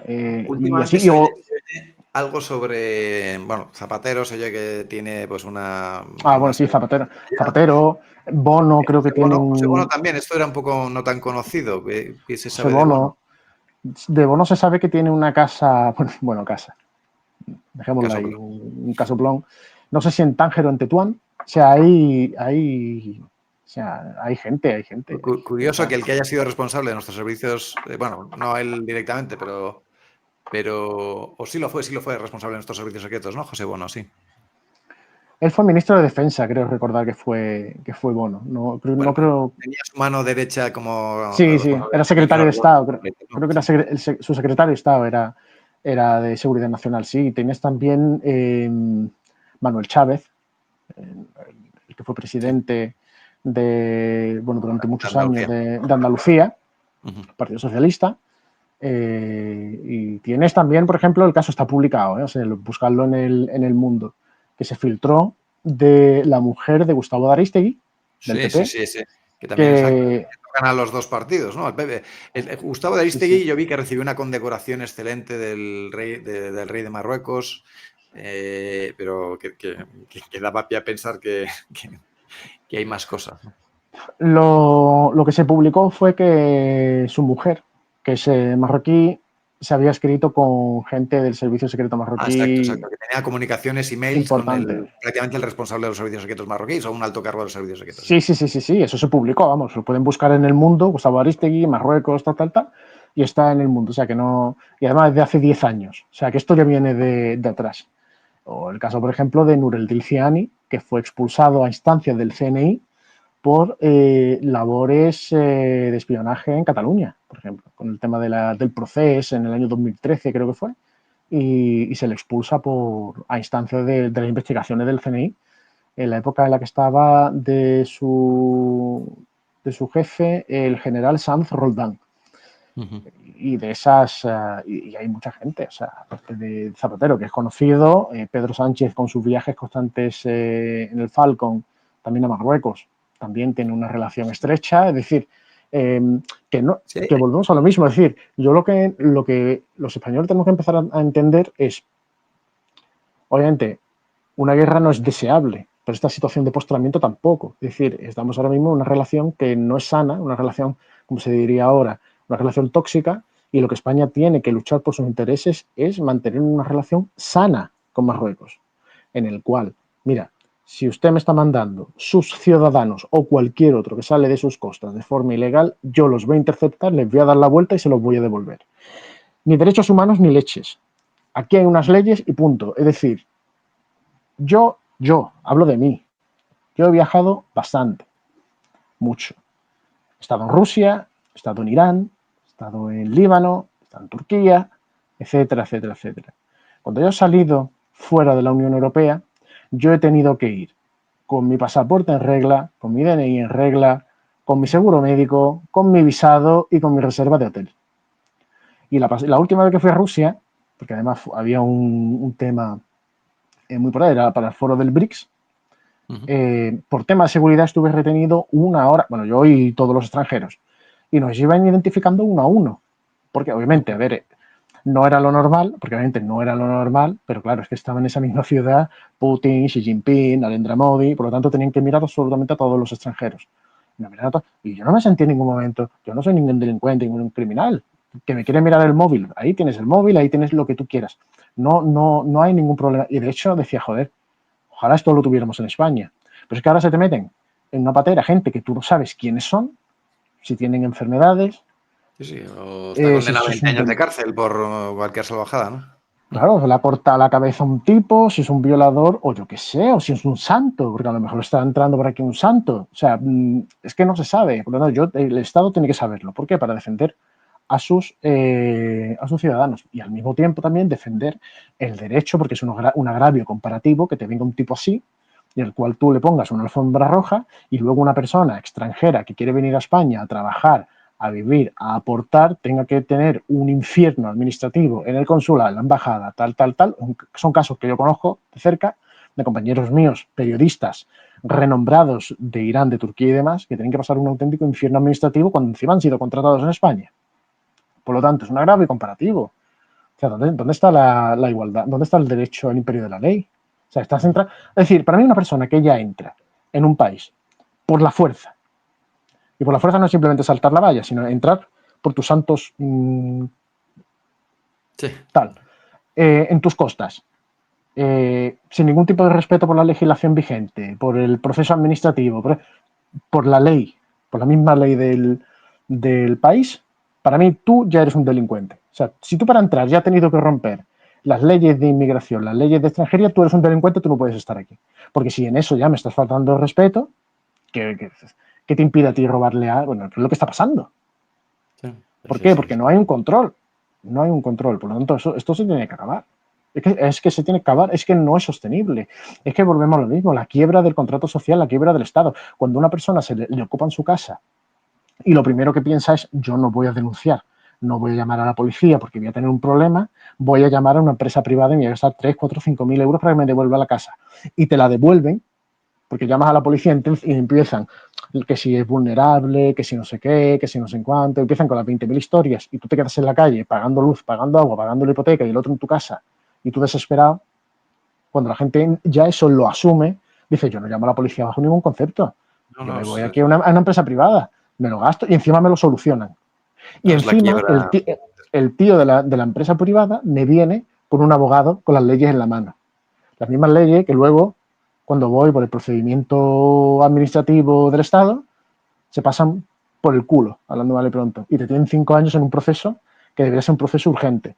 Sí, o hasta 10 he oído yo en algunos casos. Es la locura O lo que hasta dices, 10, o la hasta quiebra 10 del contrato casos. social, de la quiebra del Estado de Derecho. Sí, Claro. sí. Entonces, el tema de Marruecos es un tema muy complejo, es una guerra irrestricta que la tenemos ya desplegada ante nuestros ojos. Que no Pero la queramos, la tenemos ahí. Es así. claro, pero es una parte también de un problema mucho más grande que tenemos, que es el colapso ya de nuestro sistema. Porque hay una gran parte de nuestro sistema que está colapsando, no por tema de Marruecos es un porcentaje, pero hay sí realmente un colapso y se ve un colapso. O sea, la gente, hoy en día, la gente joven ve el futuro y lo ve mal, o sea, lo ve negro. Sí. O sea, yo recuerdo cuando, a ver, tampoco soy una persona muy mayor, tengo 36 años, pero yo recuerdo cuando yo era pequeño, en los años 90, hasta el año 2008, que es cuando estalló la crisis, la gente veía el futuro como si aquello fuera una maravilla, o sea, veía un futuro luminoso, veía un futuro, la cosa va a ir bien.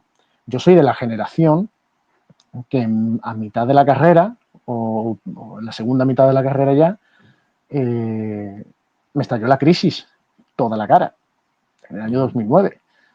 Y cuando me licencié, al que salí de la universidad, vino el pico más alto de la crisis económica, que fue en el 2012. Cuando empiezo a levantar la cabeza, que ya empiezas a... me llega la crisis del 2020 con el COVID. Por lo tanto, la visión que tiene la gente de futuro es una visión cínica o es una visión negativa. y eso afecta. ¿Por qué? Porque el sistema se está deporonando. Sí, Y viene por... se va viendo sí que no es posible ni adquirir una vivienda ni crear un proyecto de familia, que es muy difícil. No es posible. Los salarios con el mismo poder adquisitivo de hace 20 años. No. O sea, y ya empieza, es verdad, como tú dices, ya cada vez hay más voces que dicen, oye, este sistema no está funcionando. La democracia que nos han vendido tiene una cantidad de defectos, hace aguas por todas partes. ¿Cómo se reforma esto? ¿Qué tenemos que hacer? Lo malo es que da la sensación, bueno, y mirando la historia de España, hasta que no nos hundimos bastante más, no reaccionamos, ¿no? Pero... Sí, exacto. España es un país que siempre se salva in extremis. Es así. O sea, es lo que nos toca. Bueno, a lo mejor gracias a voces como la tuya y intentando difundirlas, pues somos capaces de espabilar y reaccionar antes. Estabas hablando antes de que, oye, no tenemos Ministerio de Exteriores, no tenemos servicio diplomático, y te quería preguntar sobre nuestros servicios secretos. O sea, ha pasado lo de Pegasus. En las elecciones en Ceuta y Melilla, de repente un partido político estaba totalmente infiltrado por los marroquíes. Nos lanzaron 10.000 personas para invadir Ceuta. Se hablaba hace unos meses, que no sé hasta qué punto esto es verdad o no, de que España había aceptado reducir la presencia de agentes del CNI en Marruecos. Entonces, bueno, yo oigo algunas voces muy reputadas, como el propio Pedro Baños, alabar a nuestros servicios secretos. Yo, como ciudadano totalmente inexperto, tengo la sensación de que no sé dónde están, no sé qué hacer. Todavía no tengo la sensación de que alguna acción relevante haya sido puesta en marcha por nuestros servicios secretos. Y yo, como un absoluto panoli que soy, se me ocurren 200.000 acciones, ¿no? Para debilitar al gobierno marroquí, para enfrentarle contra sus enemigos naturales, para que no estén campando a sus anchas hacia nosotros. No sé, ¿tú qué opinas? Hay una cosa que que me lo dijo un profesor mío hace mucho tiempo, hablando, porque teníamos un epígrafe, ¿no?, dentro de Derecho Internacional Público, que eran la actuación de los servicios secretos y tal. Y recuerdo, es que me acabo de acordar ahora mismo cuando has dicho que no se le ve por ningún lado. Dice, cuando un servicio secreto no lo ve por ningún lado, dice, es porque está haciendo bien su trabajo. Eso por un lado. Por otro lado, también, muchas veces tenemos la idea y comparamos injustamente a los servicios secretos españoles, que son 4, o sea, el CNI es el más famoso, está el de la policía, está el de la Guardia Civil y está el del Ejército. Sería la comunidad de inteligencia. Muchas veces los comparamos injustamente con servicios como la CIA, con servicios como el Servicio Secreto Británico, y como el Mossad incluso. El Mossad ya es absolutamente implacable. Demos gracias que por ahora no necesitamos servicios de inteligencia así. ¿Por qué? Porque significaría que estamos metidos en muchos problemas. Los norteamericanos tienen que ser así porque quieren dominar el mundo y eso implica meterte en muchos problemas. Los británicos igual y los israelíes ya ni que digamos. A los israelíes les va la vida en cada suspiro siempre. Y aparte, hay un problema del servicio secreto español, como comentaba, con el tema de Marruecos y el tema de Argelia. Y es que el coste político de una desestabilización grave, o sea, cuando digo grave no me refiero a lo que pasó en el 2016 en Marruecos y en Argelia, que pasó en paralelo con el tema del Irak, sino algo del estilo de Libia o algo del estilo de Siria o algo del estilo de Yemen, de Irak o cualquier sitio. Sería un daño tremendo. O sea, recordemos, por ejemplo, que Libia, que estaba controlada por la operación Irini, por la operación Sofía, significó un daño tremendo a Italia. Recordemos la isla de Lampedusa, el coste político, a Salvini lo querían meter en la cárcel porque había negado los puertos italianos, hubo crisis de gobierno, elecciones anticipadas, etc. La gran crisis que se produce, la primera gran crisis que se provoca con las actuaciones de Víctor Orbán, que ahora lo tiene mucho en boca con el tema de su apoyo a Rusia, vino precisamente por el tema de los inmigrantes que cruzaban por los Balcanes desde Turquía del año 2016. Eso España no lo podría asumir. O sea, ahora mismo tenemos un problema grave con el tema de la inmigración, un tema que está rompiendo por completo la cohesión social, está rompiendo por completo la paz social. Si algo realmente ocurriera en el norte de África grave, de ese nivel, en Argelia y tal, lo pasaríamos muy mal. Y yo creo que los servicios secretos lo que están intentando hacer es, en primer lugar, necesitan conocer el norte de África, por lo tanto hay contactos y hay acuerdos, eso a mí no me cabe la menor duda, pero al mismo tiempo yo creo que el Servicio Secreto Español lo que está intentando es mantener en esa zona siempre el status quo. Está intentando mantener que, no sé, que el tema se mantenga más o menos quieto en ese sentido, para tener por lo menos una situación que aunque no es positiva, pues al menos no sea peor, porque sí puede ir a peor. Entonces yo creo eso.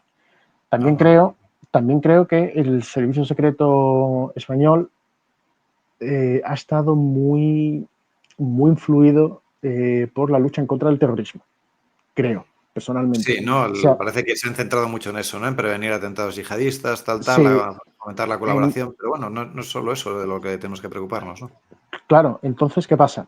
Como tiene la experiencia de ETA y luego tiene la experiencia de Al-Qaeda, del Estado Islámico, sí creo que han gastado muchos recursos y mucho tiempo en eso y no tanto en lo que sería un espionaje más clásico, más de película. O sea, no de James Bond, pero sí más de película a través de diplomacia, a través de otro tipo de estructuras, no de estructuras que tengan tanta acción en ese sentido. Y creo que en España el problema es ese. Y el problema es la falta de coordinación. Es decir, los ministerios aquí funcionan como si fueran feudos. O sea, yo me lo guiso, yo me lo como y yo no comparto, vamos, nada, ni para bien ni para mal. O sea, porque si es para mal Pues eso y hay suena un a ministerio. desastre, ¿no? Que los servicios secretos, el Ministerio de Interior, en el que no esté en buena coordinación con exteriores, ¿no? El servicio diplomático, pues eso parece, Yo creo que no. Yo pues personalmente eso creo que no. parece Creo que grave. no, creo que no porque, por ejemplo, y si existe, prima, pero no en esto, en todo, prima el interés político por encima de la información técnica. Y esto funciona en todo, ¿eh? O sea, esto no es simplemente cosa de servicios secretos, esto es cosa, por ejemplo, de cualquier ministerio de fomento. Pues hay que hacer una vía por imperativo político y te vienen los técnicos y dicen, por ahí no, te viene el ingeniero de camino, el arquitecto, por ahí no, pero el imperativo político prima, siempre va a ser determinante. Y yo creo que ese es el gran problema de España. Yo creo que sí. Cuando Obama le solicitó a la CIA un informe para subir el número de tropas en Irak y en Afganistán, creo que fue en el año 2010 o por ahí, en aumentarlo, no sé si eran en 50.000 o 60.000 soldados, solicitó el informe. La CIA entendió que ese informe iba precisamente, o sea, le solicitó un informe para investigar y decidir. La CIA entendió que ese informe era como un presupuesto para algo ya que se iba a producir. Es decir, era simplemente una recomendación de cómo ejecutar algo y no una recomendación para decidir si sí o si no. Obama siguió su línea, lo leyó, lo dejó. Y León Panetta, que en aquel momento era el líder, era el responsable de la CIA, le dijo, mire usted ha solicitado este informe al Pentágono y a la CIA. Y ellos han creído que esto va a salir adelante. Haga lo que le dicen. Y punto. Eso sí pasa en Estados Unidos. Es decir, en Estados Unidos se valora mucho, bueno, en Rusia y demás, se valora mucho la opinión técnica. Y al final, la opinión política, o sea, la opción política, ha tenido como objetivo matizar o intentar ejecutar de la manera más efectiva en sede real lo que en sede teórica se proponía. Aquí es al revés. Aquí eso no existe. Aquí lo que existe es, aquí hay un interés político, que no es político, sino que es partidista. Partidista, exacto.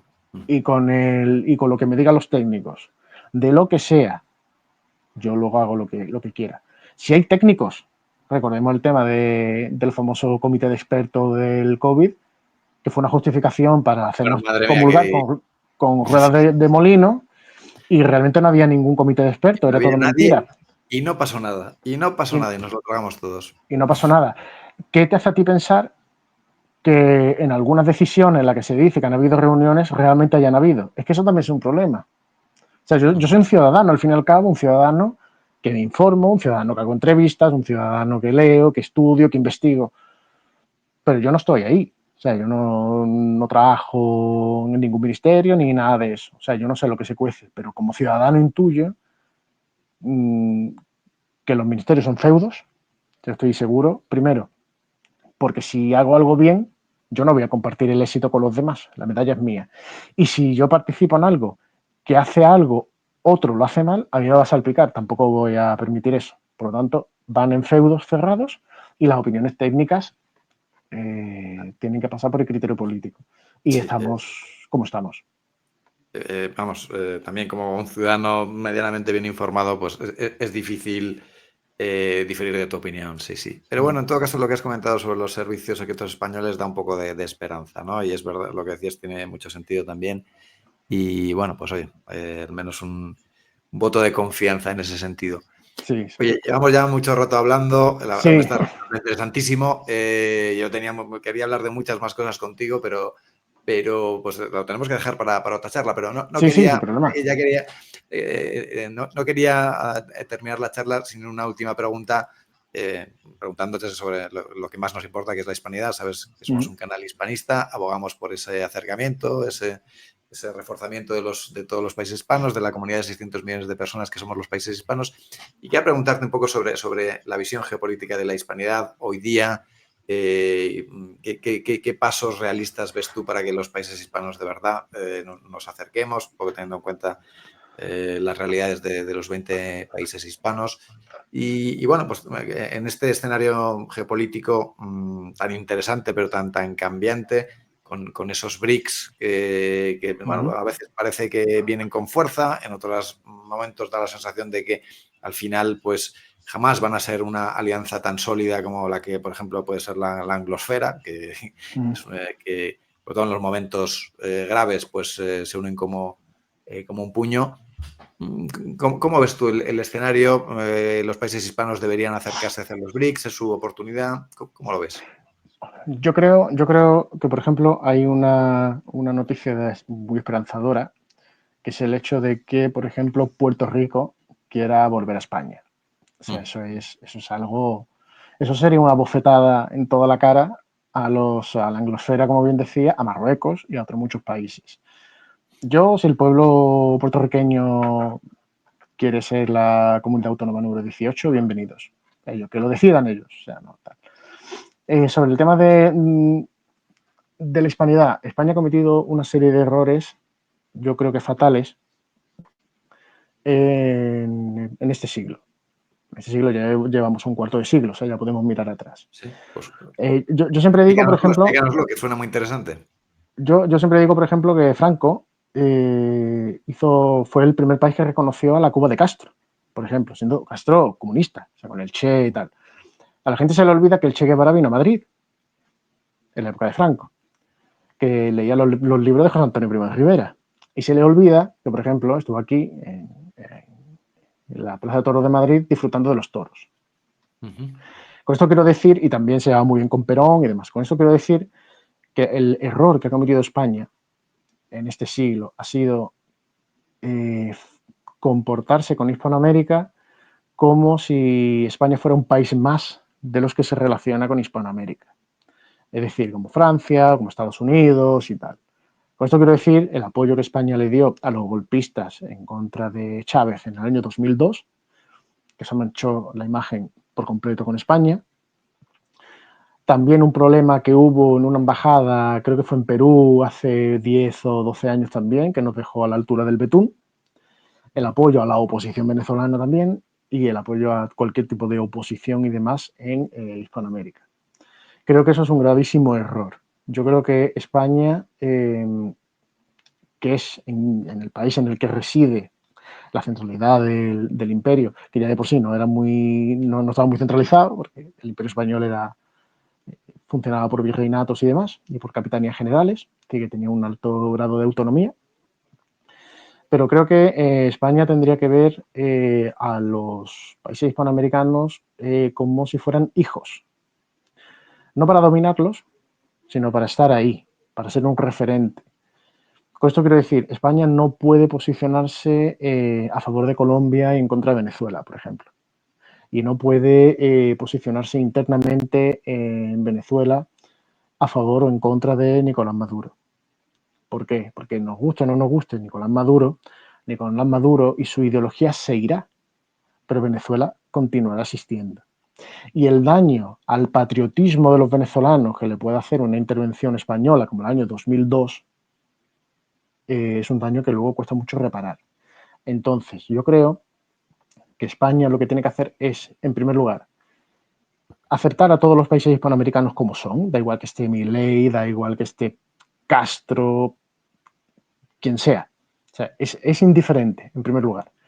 ¿Por qué? Porque la hispanidad está por encima del partido y de la ideología política, que van y vienen, en primer lugar. En segundo lugar, creo que España, y lo está haciendo muy bien, por ejemplo, Marcelo Gullo en Argentina, lo está haciendo muy bien también Zunzunegui en México, Sí. que es mexicano, aunque creo que Zunzunegui vive ahora mismo en Madrid, igual que Marcelo Gullo, ¿no? Pero bueno, es indiferente.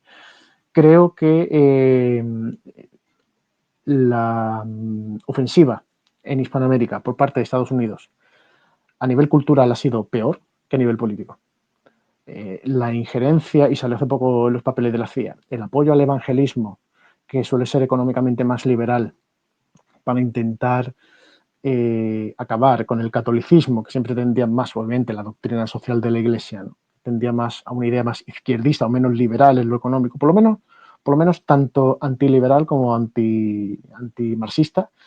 La Iglesia Católica pues hizo que los norteamericanos utilizaran el evangelismo, que eran antimarxistas, pero pro-liberales en ese sentido, sionistas, etc.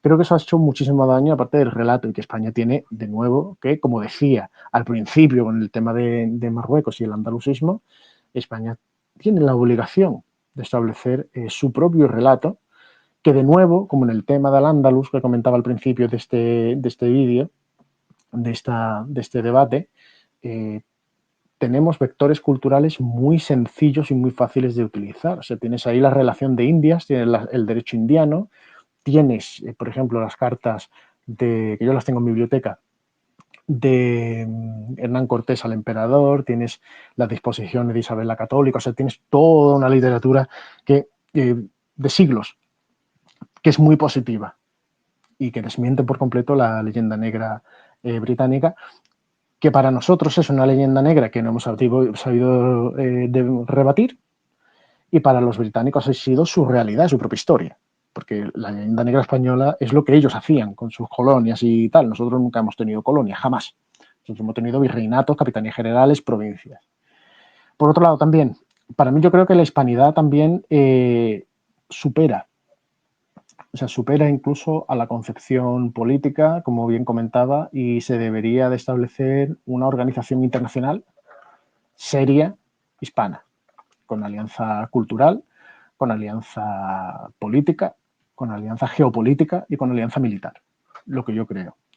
Y creo que también en esa alianza, es que claro, es que España es un país muy antiguo, es que España, para los que digan que España no existe, bueno, ahí tienen Isidoro, porque solo lo suelen decir los izquierdistas, ¿no? Que España no existe, España apareció hace 2 días, ahí tiene Isidoro de Sevilla, ¿no? Que pueden decir, que pueden preguntarle, ir a sus etimologías de Isidoro de Sevilla de hace ya más de 1500 años y que se pregunten realmente lo que es España. España, el hispanismo supera a Hispanoamérica.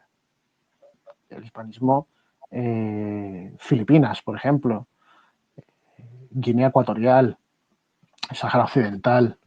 ¿Qué papel juegan los sefardíes, por ejemplo? Que sí, que tendrán otra religión, pero cuando un tipo que lleva 500 años fuera de España mantiene los apellidos, mantiene la liturgia, mantiene la lengua, mantiene la cultura y te siguen cantando y te siguen diciendo, como a mí me comentaron en Estambul, en el Gran Bazar, unos judíos sefardíes que tenían nostalgia de España, cuando un tío que lleva 500 años, que se apellida Toledano, y dice que tiene nostalgia de España y que eres español, que me invitan a su casa, que me ponen el café, que me ponen un montón de dulces y me hablan en ese español ladino, para mí ese tío es español. O sea que la hispanidad es algo que es mucho más grande, o sea, que supera ya a Hispanoamérica. Y por lo tanto, creo que España necesita precisamente redescubrir todas esas aristas, a veces oscuras, de lo que es el mundo, hispano. El mundo hispano es también el Mediterráneo, ¿eh? O sea, que toda la parte de Grecia, que yo también formo parte, Nápoles, Reino de Sí. Nápoles, hasta hace Sobre 4 Italia. días. Sí, sí. hasta hace 4 días. Incluso también esa vinculación con el mundo árabe, ¿no? A través incluso de Al-Ándalus, que fue un proyecto islámico en España. O sea, yo no entré en la tesis franquista, ¿no? Que decía de que el Ándalus era la España musulmana. España es España, o sea, los reinos castellanos y tal, pero no podemos olvidar, por ejemplo, que en nuestro escudo nacional tenemos una Granada por el reino de Granada.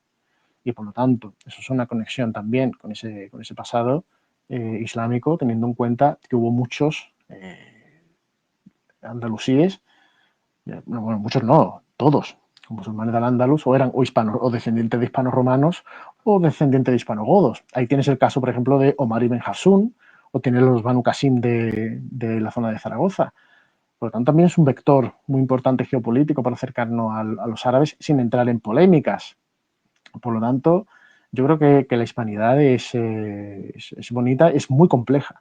Y por eso yo digo que supera el ámbito geográfico de lo americano. O sea, tenemos esa hispanidad africana, ¿no? Con Guinea Ecuatorial, con el Sáhara Occidental, tenemos esa hispanidad asiática con Filipinas también, que la hemos perdido, o sea, que hemos permitido que se americanice. Cuando ellos, de hecho, el líder de los rebeldes filipinos luego se arrepintió. Se Totalmente, arrepintió Aguinaldo, sí. y fue a los funerales de Alfonso XIII. Cierto, Cuando cierto, sí. ¿Por qué? Porque en España ellos funcionaban como de forma autónoma, o sea, eran parte del imperio, pero tenían su lengua, su cultura y tal, y cuando llegan los norteamericanos, una de las cosas que no se saben es que los norteamericanos dijeron matad a todos los niños mayores de 12 años que se van a hablar español.